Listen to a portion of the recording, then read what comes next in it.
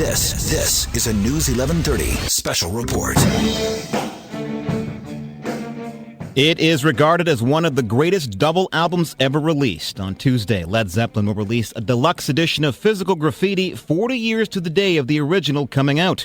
Joining us on the line from London, England is Dave Lewis, editor of Tight But Loose, the Led Zeppelin magazine. So Dave, 40 years on, we're still talking about Physical Graffiti. How has it endured all this time? Well, I think what you've got here, it was a great moment for Led Zeppelin. It was the right moment, really. They'd been touring very hard, and in 1974 they took stock, and they really took their time with this one. And it was a double album, so it's got every facet of what Led Zeppelin was good at. Rock to blues to folk to acoustic, Eastern influences.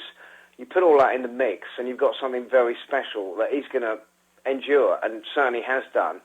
And it still sounds incredibly fresh. I mean, this, reissue, people are just going to love it because it takes you back to the music, and it takes it back to a very special time, as I said, for the band. And I think it was a culmination of everything that they were good at on one album, double album. And I think that's why it's really stood the test of time. Now, this one has everything from Custard Pie to Trample Underfoot, and especially Cashmere, which we heard off the top there, which to many is really the definitive Zeppelin track. Yes, indeed. I think you've got to look at the care that went into making this record. And again, I was at the playback Jimmy did for this album on Thursday at Olympic Studios, which is where it was mixed. And he was he explained about Kashmir and how he'd had this demo piece on acoustic. It started on acoustic, but the thing about it, he already had the vision of what this track could be, and all he needed to do was to present it to the band. And initially, he presented it to John Bonham, and they did a demo, the pair of them playing off each other. But I think already it had the signs of being something majestic. And again, you add in Robert's amazing lyrics, John Paul Jones on Mellotron, and it was, again, it's the chemistry of Led Zeppelin at its best. And finally, Dave, we can't talk about Zeppelin without bringing up that R word, reunion. Do you think the band will ever get back together for another live performance, or has the ship kind of sailed on that?